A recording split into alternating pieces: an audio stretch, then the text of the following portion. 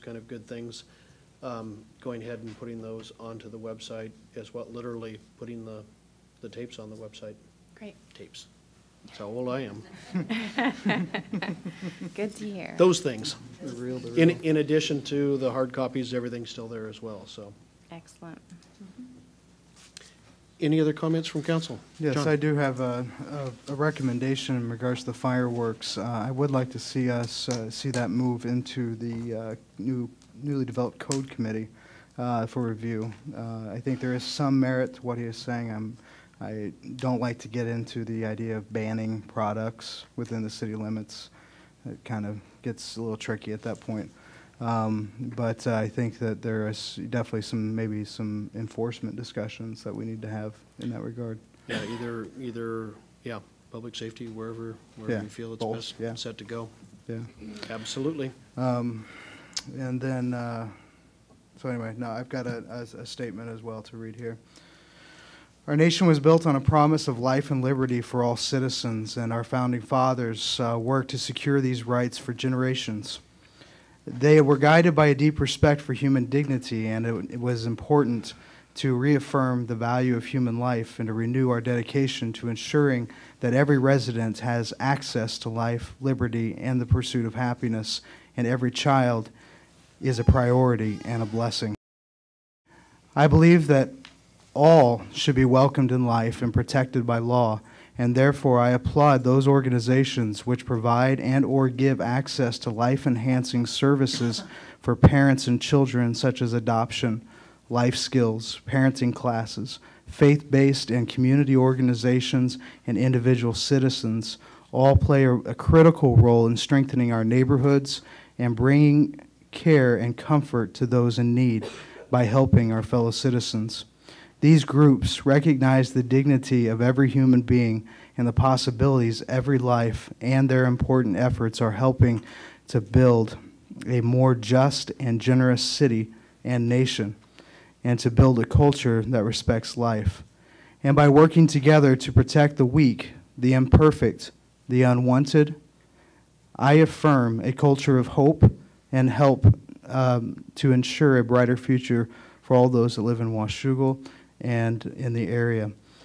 January 21st through 28th is Sanctity of Human Life Week in our nation. As we reflect upon the human life, I call upon the residents to recognize this week with appropriate ceremonies in their homes, places of worship, to rededicate ourselves to the compassionate service, and to reaffirm our commitment to respecting life and dignity of every human being from conception to natural death.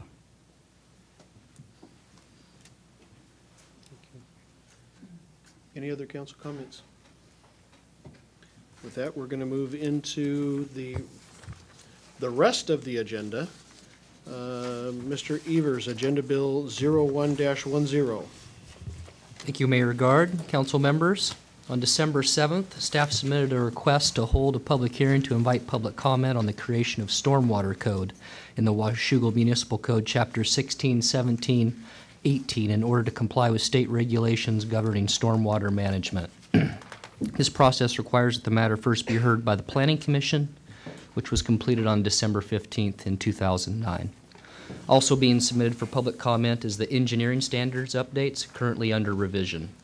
The second and final public hearing has been requested by staff to be set on February 1st, 2010. So this will be the first of two this evening. The recommended action is to simply open the public hearing. One change I'd like to note before we open that: on the documents that you have for this and the public hearing agenda bill, both still have the date of January 19th, 2010 for the second hearing. That'll actually be the February 1st meeting. Yeah, All the which is rest of the under new business this evening. Yep. Mine says February 1st. The actual, if you go into the schedule itself. With that, I will open the public hearing and ask for any comments for or against the city's stormwater code and engineering standards update.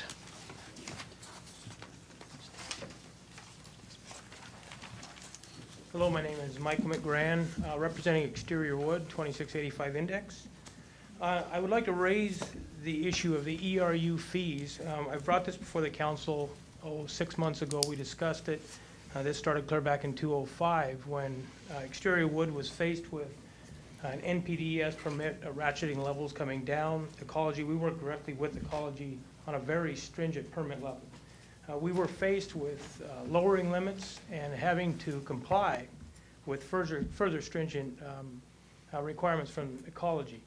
At that point in 2005, I approached the City of Washougal and Scott Sawyer on the possibility of using the city stormwater system instead of us having to increase our design capacity at substantial cost.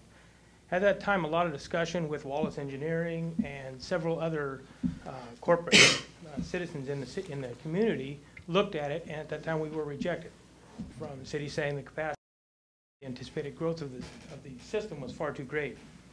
We then proceeded to install our own system at $1.7 million at a cost to us. And that volume allows us to not contribute one drop of stormwater to the city system at all. We have our own outfall system, which is as large as the city's, and the only one that I'm aware of in the city that disperses to the Columbia River. In 2009, we were notified that this new stormwater, and we completely understand the impact of the NPDES permit and the ERU fees from the Department of Ecology, because we've dealt with them quite a while. Our concern is that we almost feel it's unfairly taxed.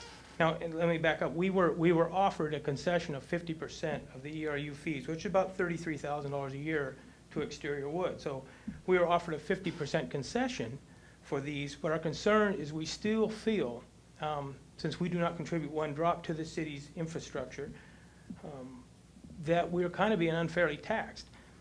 With that regard, I've worked with several of the members of the city and with the city officials as well, and very politely, I should say, that they have been working with us trying to come up with solutions, positive solutions, but we also understand everybody equally shares this burden. How do we do this for all citizens of the community equally with this fee that the city's burdened with? We were given those concessions. Then I raised the question is if we're being taxed at $17,300 a year, are we allowed to treat to a lesser standard and use the city's infrastructure? We were told no at that time. We said no, you pay the tax. I think one reference was your employees' cars get wet and they drive out on city streets. And that was justification for the 17.3.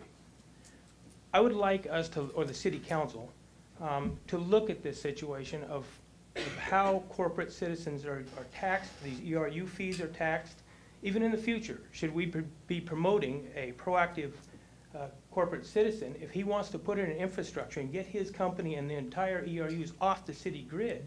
Should they be punished for that? Or should that be promoted? I would like just you guys to consider and take a look at this going forward. Again, what happens when we lose a corporate industry? Schmid Construction, 25 acres comes off the grid. Who's paying that if we're all sharing this equally? Does every citizen have to absorb that portion? I would like the council to consider how we're going to go forward with this and Exterior Wood's position. Further, I will supply any and all data that we need to go forward with this to help. And I welcome the council members and the new mayor. Thank you. And a point of order. Yes. Just for clarification, this was an issue that I brought up before the council in workshop as 8 months ago. And just for the public's knowledge, basically what he's talking about is we do give a discount to those companies or businesses that treat their stormwater. But what they do at Exterior Wood is over and beyond what the other businesses that get those discounts do. They are actually taking the water, cleaning it, and then sending it out back into the Columbia River. It's a very expensive process. It's very regulated. And this, again, I think is a good example of it's nice that we have, these cookie cutter, you got to fit into this box, as a business. But when you have someone who's doing the right thing and doing something sustainable, at what point do we give them a little extra for the investment that they've made into the stormwater? Because I think